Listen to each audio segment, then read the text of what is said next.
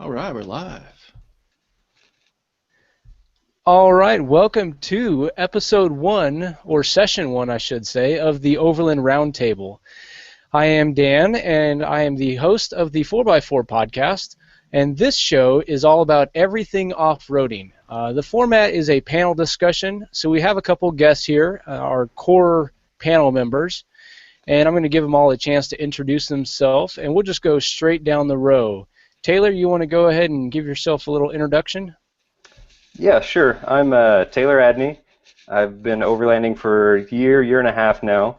I've got a 1993 Toyota 4Runner, and I've outfitted it for Overland Travel. And I'm part of a group that we've just recently formed called the Overland Adventures. You can find us on Instagram and YouTube. And I'm just looking forward to traveling many more trails with my buddies and hopefully some of you guys in the future. Excellent. All right, Jason, give yourself a little introduction. Hey guys, Jason Specht with Mountain State Overland. Been into overland travel for several years, and probably since before it actually had the name Overland Travel. We are a team of explorers and adventurers that are avid whitewater enthusiasts, backpackers, and four-wheel drive enthusiasts, and we're traveling from West Virginia, northern West Virginia, down to the southernmost point of Appalachia, and we're filming our adventures. You can find us at mountainstateoverland.com, but we drive a 2013 Toyota Tacoma that's fully outfitted at this point, or almost anyway. And then we've got a third-gen Toyota 4Runner as well. So looking forward to getting the conversation started and trying to build a community out of this. Absolutely. Excellent. All right, Brandon, you're up. All right, my name is Brandon Libby. I've been involved in off-roading and I guess you call it overlanding for about 5 years now. We started out in a 98 XJ 4-door. It had long arms, winch bumpers. I mean, pretty much had all the bells and whistles. We had a lot of fun traveling in that, but it became more of a toy. It was really hard to travel long distances in. Kind of beat you up. So we've gotten rid of that, and we've moved on. I've got a 2-door JK. It's got all the AEV goodies on it right now. Still building that up. We just came back from Easter Jeep Safari, and so I got a laundry list of things I'd like to do to change it. My wife's got a 2013 Pro 4X Xterra, and I'm probably going to fit in that for probably more for overlanding than the Jeep. It's got a lot more room, and it's a lot more comfortable for longer travels. And we'll probably just use the Jeep on the closer trails. We've been in Huntsville, Alabama for the last 3 years, enjoyed the trails here, and in a few months we're moving up to Riverton, Wyoming, so we're really looking forward to do some enjoying some of the private land there. Apparently they've got the smallest populace of any of the states. It's like 550,000. So they got the most public lands. They got a lot of hunting areas, and there's some cool fishing places nearby we're looking forward to checking out. But yeah, there's a lot in Wyoming. A lot of nothing. Yeah, it's gorgeous. I'm really looking forward to getting more into photography. That's my next goal. So I think that'll be a lot of fun. Very cool. And as we go through, we're going to learn a little bit more about everybody else. But speaking of traveling long distances, we're going to go international here, and we have Alex. What's going on, Alex? How we going, guys? I'm Alex Garner. I'm the intense off-road guy, and that's not spelled the normal intense. It's like intense as in camping. See what I did there? Anyway, I've been into the overlanding thing since I was a kid, really. My parents used to take me all over the country. We did 2 months going around Australia, all the way from the west coast where I live in Perth. We've been all through the centre and up the north, big 2-month trip doing that. And yeah, I've just been doing this stuff since I was a kid, and got into my own adventures when I eventually got my licence. Just been doing it since then, so I don't know, 20 years I've been doing it probably, a while. Grew up with it. I drive a Nissan Patrol. You guys aren't lucky enough to have one over there. Just don't know what you're missing. It's a GU model with the diesel engine. Another thing you guys are unlucky to not get enough of. Yep. And yeah, that's pretty much my story. Excellent. Well, this show, since it's our very first one, I want to kick off the discussion with kind of defining what overlanding is. And we'll define it from, I don't know, well, I guess the definitive source on everything in the known universe, Wikipedia, and then we'll go through and define it as what we think it is. And so, of course, Wikipedia says it is self-reliant overland travel to remote destinations where the journey is the principal goal. Now, that's typically, but not exclusively, is accomplished with mechanized off-road capable transport, whether it be a bicycle or a truck or anything in between, and the principal form of lodging is camping, often lasting an extended period, may it be months or years, and often spans international boundaries. So I think since I think overlanding kind of originated in Australia, Alex, how does that definition differ from what you consider overlanding to be? Well, first of all, the definition of overland, I've got to say, up until 6 months ago, I did not even know what overlanding was. And I was like, I'd be looking for, because I'm sure that the guys in the US do this thing that we do, but I look up four-wheel driving, which is typically what we'll call it in Australia, or touring, and I could just find the guys with the really built trucks and the crawler buggies and that sort of thing. So, yeah, the definition of overlanding is a tricky one here, just because, yeah, it doesn't have that name. Yeah, and I think the name really is kind of, it's come into a newfound popularity, really. But, you know, as far as I'm concerned, I mean, I agree. The journey is the principal goal of overlanding.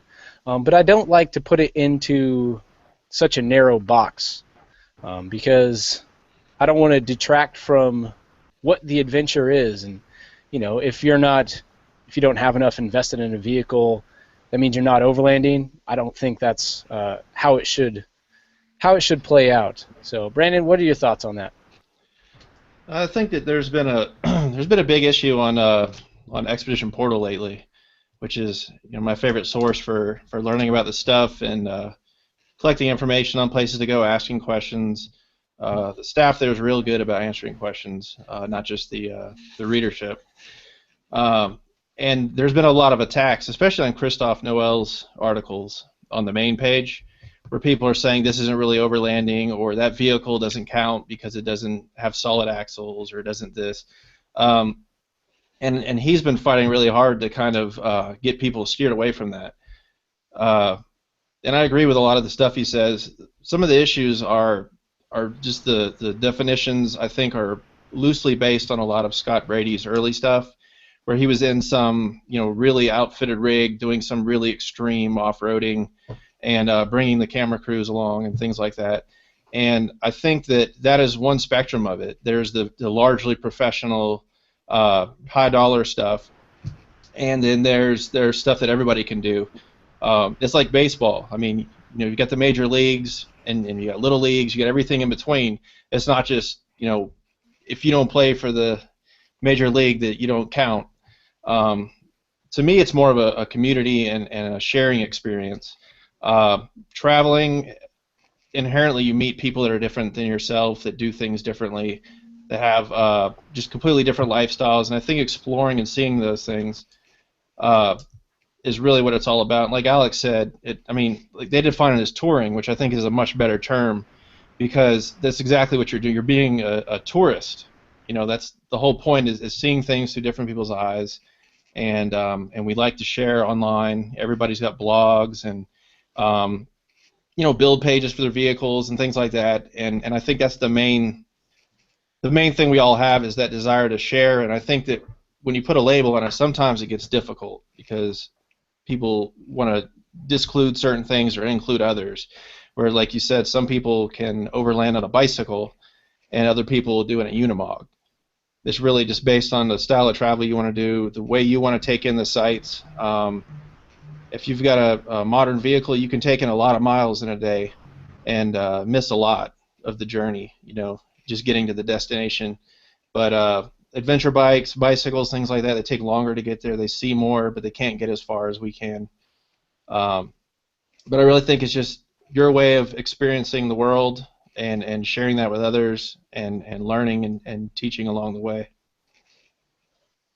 That's a really good analogy about baseball. Even if you're playing Little League ball or stickball in the street, it's still baseball. That's a really good way of relating it. Jason, what do you think about it? What do you consider to be overlanding?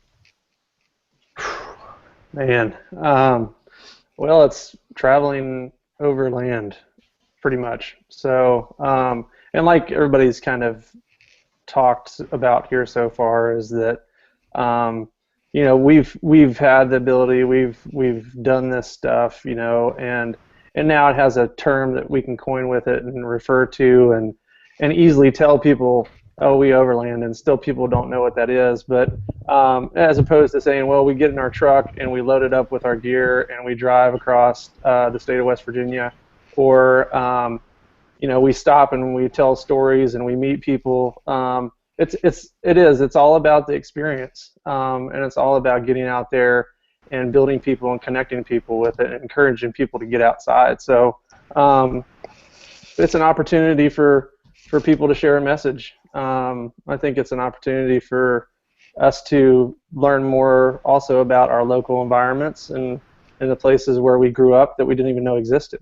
So, I can tell you, growing up where we live now, we spent a lot of time backpacking and cycling and stuff like that. But getting in our trucks and going out and exploring some of these roads has really kind of opened our eyes up to what is available, in our areas. So it's the experience and just generally encouraging yourself and other people, that appreciate the outdoors, just to get out there and do it. So, there's definitely some controversy, and I try to keep an open mind to people's definitions, because I feel like I'm a pretty open-minded person. But people are entitled to think about it whatever they want and define it as what they want. One definition, like on Wikipedia, is a definition people can refer to if they want a resource. But if they really want to truly understand what that term is coined for, then they need to experience everybody's. They need to value everybody's experiences and see what's coming out of it. So, very general. I don't know if that really gets us anywhere with the definition, but that's kind of what it means to me. I look forward to modifying my truck a little bit to make my trip a little bit easier for this time, or to be able to access my gear a little bit easier. So, so that's what it is. But when we started just the filming portion of this, we just had stock rigs, and if we didn't have what we have right now, we'd still be doing it anyway. So, it's just a nice amenities to have and stuff like that. But ultimately, it doesn't matter what you drive or what you do, you can still get out there and do it. We'd like to get out and haul our mountain bikes with us and stuff like that and get off the trail, because when you spending 150 miles, 200 miles in a truck for one day, or multiple days or something like that, you need to get out. You need to get out and hike on these trails and go see the opportunities that are around you and stuff like that. Alex can probably comment on that too. They just didn't travel across Australia and sit in the passenger seat of their rig the whole time. They probably got out as a family and enjoyed the beach, or hiked some trails, or went to some swimming holes, and so that's what overlanding is to me. It's just got this, and people always have their opinion of what they think it is or what they think you should do, but you make the decision of what that term means. Exactly, I totally agree. It is the individual traveler that determines what their adventure is, and how they classify it is all up to them. So, all right, Taylor, what do you define as overlanding? Well, Dan, I think the definition you read hit the nail on the head really well, and everybody else has added to it. But for us, for my little group and myself, it's getting out and exploring our backyard. It's exploring places that we never knew existed. We've been going out and exploring our places that are really local to us, local wildlife management areas, and then going a few more hours from the house and exploring places like the Ozark National Forest and the Ouachita National Forest, places that have been 2 hours from my house my whole life, and never knew that any of these trails existed, never knew all these natural land features that are over there existed. It's getting out and exploring those areas. And I would also like to add to the definition that you read the aspect of treading lightly and leaving no trace, as I hope everybody that considers themselves an overlander does too. Because going and exploring these places, you've got to make sure that you tread lightly, or they won't be there in the future for you to go explore anymore. Yeah, it's a really good thing to add. If somebody is not familiar with the tread lightly principles, you can easily just Google tread lightly and you can find all that there. But I mean, there's a lot of great things. I keep pamphlets in the glove box of my vehicle, so if I come across anybody else that is, not adhering to those principles, I can hand them a little something and try to be as nice about it, because that can certainly become a confrontational thing, especially when you come across groups who are on private land. Maybe they think that because it's private land they can do whatever they want, and while that's true, that's not necessarily the best attitude to have, because everything is interconnected, and what you do in one area will have effects other places. That will affect people's attitudes toward our activities, and so you want to set a good precedent, set a good image for everybody else, because you're not just representing yourself. So something to think about. And like we previously discussed, I think the key things are, it does revolve around camping. However, if you spend a night in a hotel during the course of your adventure, that doesn't disqualify you from having an overland trip. And really, even though this is the Overland Roundtable, I don't know that we all need to try and jam the definition on the activity, like we've said. So it was really exciting. Now, I've come to understand overlanding from a couple of different things, and one of them, of course, is Overland Journal and Scott Brady's definition, like Brandon discussed. But there's lots of great books out there that tell the story of the great adventures that people have had. One of my favorites is the first Overland, and it's the two vehicles that traveled from London all the way to Singapore. Have any of you guys read that book? No. Can't say I have. Not. Here we go, giving homework on the very first section here. The first Overland, and I read that just a couple months ago. I guess we'll have to Google it later. I don't want to derail the conversation here.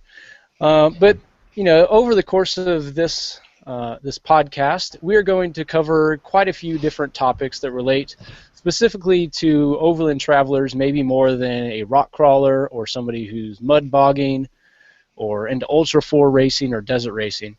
But we're not going to go down the road of looking like car campers where, you can pack up your station wagon and have a good time, but we are more on focusing on finding an adventure out there. So I think future topics will include vehicle selection, because what you pick for your vehicle may differ based on what your activities are anticipated to be. We can talk about modifications that, overlandy modifications, or it's like own category.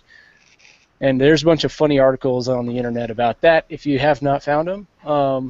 And I think up soon we'll talk trailers, because I think there's at least a couple trailer projects active in this panel discussion right now. I know I'm building one. Brandon, I think you're still working on one. Yep.